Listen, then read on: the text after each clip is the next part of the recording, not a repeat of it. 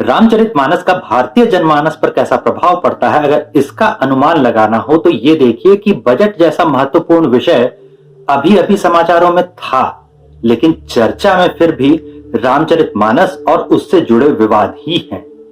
नमस्कार, मेरा नाम आनंद है और आज के स्मॉल टॉक की चर्चा में हम लोग ये बात कर रहे हैं कि रामचरितमानस आखिर पढ़ी कैसे जाए।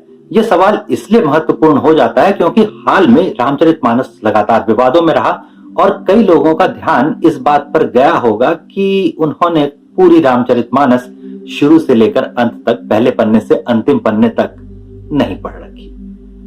समस्या यह है कि अगर आपको उससे संबंधित पुस्तकें खरीदनी भी हो तो वो पुस्तकें मिलेंगी कहां से। गुरु शिष्य परंपरा जो होती थी या फिर परिवार के बड़े बुजुर्ग जो सिखा दिया करते थे, वो तो संयुक्त परिवार और गुरु शिष्य परंपरा के साथ ही जा चुकी है, तो अब तो खुद पढ़नी पड़ेगी और किताब का नाम पता नहीं है। तो एक जो सबसे आसान तरीका रामचरितमानस पढ़ने का हम बताते हैं वो ये है कि अपने शहर के रेलवे स्टेशन पर जाइए। हर बड़े शहर के रेलवे स्टेशन पर गीता प्रेस की दुकानें होती हैं।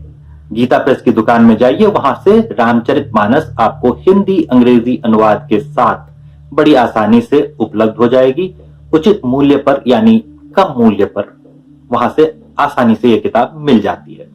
वापस चलते हैं हम लोग रामचरितमानस और रामायण में अंतर पर। तो रामायण और रामचरितमानस में सबसे बड़ा अंतर जो होता है वो ये है कि रामायण अधिकतर संस्कृत में लिखी गई है और रामचरितमानस स्थानीय लोगों के लिए अवधी जैसी भाषा में लिखी गई थी।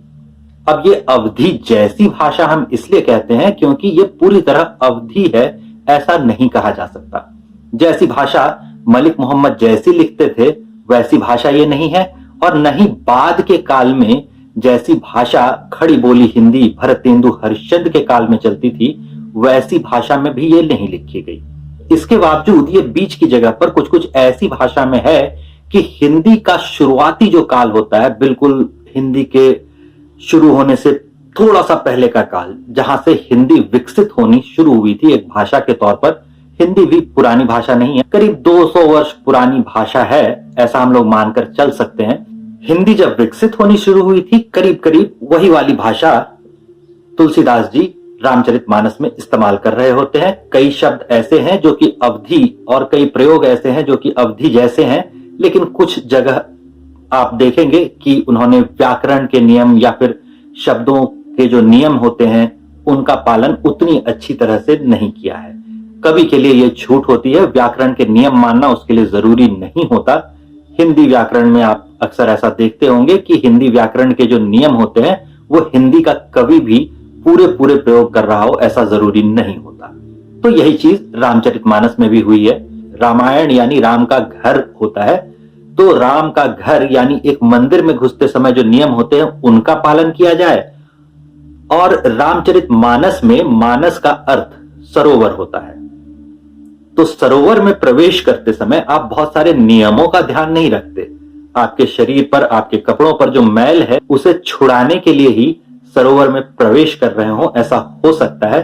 तो रामचरितमानस जो है वो आम आदमी कभी भी, कहीं भी, किसी भी स्थिति में पढ़ सके, इसलिए तुलसीदास जी ने रामचरितमानस की रचना की थी। ये मान्यता है।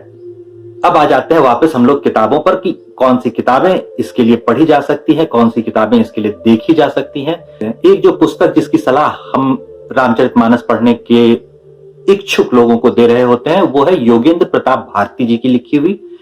ये एक ऐसी टीका है जिसमें होता क्या है कि मूल आपको जो रामचरितमानस के दोहे हैं वो तो दिए हुए हैं ही, उसके साथ हिंदी अर्थ दिया। हर जो कांड शुरू होता है उसकी शुरुआत में कुछ छोटे छोटे लेख दिए हुए होते हैं। इन लेखों को पढ़कर आप समझ सकते हैं कि ये कैसी रचना थी, क्या इसमें ध्यान देने योग्य चीजें हैं, कहां पर आपको विशेष ध्यान देना चाहिए। ऐसी बातें योगेंद्र प्रताप सिंह जो है उन्होंने अपनी किताबों की शुरुआत में लिख दी है। लोक भारती प्रकाशन से आने वाली इन किताबों में सुविधाजनक ये होता है कि इनमें रामचरितमानस का एक कांड एक बार में समेटा गया है।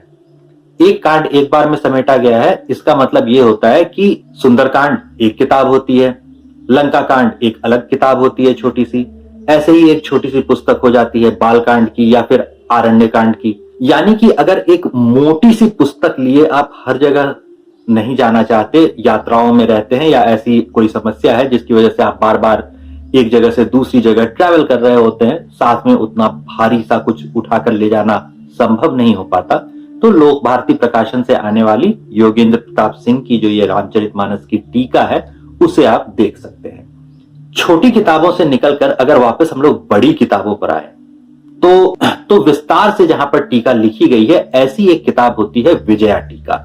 विजया टीका, जैसा कि नाम से ही जाहिर हो रहा है, श्री विजयानंद त्रिपाठी जी ने लिखी थी। ये थोड़े पुराने समय की है। थोड़े पुराने समय का मतलब आप समझ लीजिए कि ये करीब करीब उस काल में प्रकाशित हुई थी जिस समय करपात्री जी महाराज का दौर था, इंदिरा गांधी का दौर था। उस काल में प्रकाशित हुई इस पुस्तक को प्राप्त करना बहुत आसान काम नहीं है। कोलकाता में जहां से ये प्रकाशित हुई थी उसका पता आप देख सकते हैं, और अगर थोड़ा प्रयास करें तो हो सकता है ये पुस्तक आपको मिल जाए आसानी से। ये ऑनलाइन पीडीएफ के फॉर्मेट में उपलब्ध है, तो अगर आप पीडीएफ से पढ़कर काम चला सकते हैं, ऑनलाइन पढ़ सकते हैं, कंप्यूटर पढ़ सकते हैं या कंप्यूटर पे पढ़ते हैं जैसा कि युवाओं में से कई करते हैं, तो ये किताब आपके काम की हो सकती है। अगर विस्तार में ही पढ़ना है, अगर आप ये कहना चाहते हैं कि रामचरितमानस जो है वो आपने एक बार पढ़ ली है या 2 बार पढ़ ली है और आगे आप देखना चाहते हैं कि इसका अर्थ विस्तार और कहां कहां हो सकता है, इसमें जो भाव हैं वो और कैसे देखे जा सकते हैं, तो गीता प्रेस की ही दुकानों में आपको मानस पीयूष मिल जाएगी। मानस पीयूष कई भागों में आती है, 6-7 भाग इसके होते हैं। एक एक भाग करके आप पढ़ सकते हैं। ये लंबी चौड़ी काफी मोटी सी किताब होती है, कोई बहुत दुबली पतली सी किताब नहीं है। अगर आप जाकर एक बार दुकानों में देखेंगे तो आपको अनुमान हो जाएगा कि ये कितनी बड़ी किताब है। तो अगर बहुत ज्यादा विस्तार से पढ़ना चाहते हैं तो एक विकल्प मानस पीयूष है आपके पास। हिंदी में आपको पढ़ना हो तो ये 3 किताबें कम से कम ऐसी होती हैं। सबसे पहली तो गीता प्रेस से ही साधारण भाषा टीका वाली किताब जो होती है वो आप देख सकते हैं। दूसरे स्थान पर आता है विजया टीका, उसे आप देख सकते हैं। तीसरे स्थान पर योगेंद्र प्रताप सिंह जी ने जो टीका लिखी है उससे आप पढ़ सकते हैं। और चौथे स्थान पर आता है मानस पीयूष, जो कि सीधे सीधे टीका है ऐसा नहीं कहा जा सकता, उसमें अर्थ का विस्तार दिया गया है और दूसरी किताबों से, दूसरी जो ग्रंथ हैं, दूसरे जो दर्शन के सिद्धांत हैं, उनसे संबंध कैसे निकलता है रामचरितमानस का, उसके बारे में विस्तार से मानस पीयूष में दिया गया है, तो आप उसे भी पढ़ सकते हैं। उम्मीद है इतनी जानकारी के साथ रामचरितमानस की एक प्रति घर में लाकर रखने में आपको बहुत ज्यादा दिक्कत नहीं होगी। गीता प्रेस की दुकानें कई उपलब्ध होती हैं हर एक बड़े शहर में। आजकल ऑनलाइन का विकल्प भी होता है, तो आप ऑनलाइन भी पुस्तकें मंगवा सकते हैं। तो उम्मीद है आप पढ़ेंगे, कम से कम एक बार शुरुआत से लेकर अंत तक पढ़ के स्वयं देखेंगे।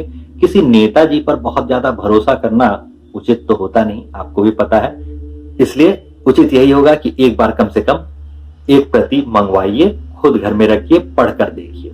आपके पास अपनी रामचरितमानस की प्रति नहीं है, ये तो बहुत ही शर्म की बात है, होगी ना। तो चलिए फिलहाल के लिए आज्ञा दीजिए, आगे किसी और चर्चा के साथ फिर भेंट होगी। धन्यवाद।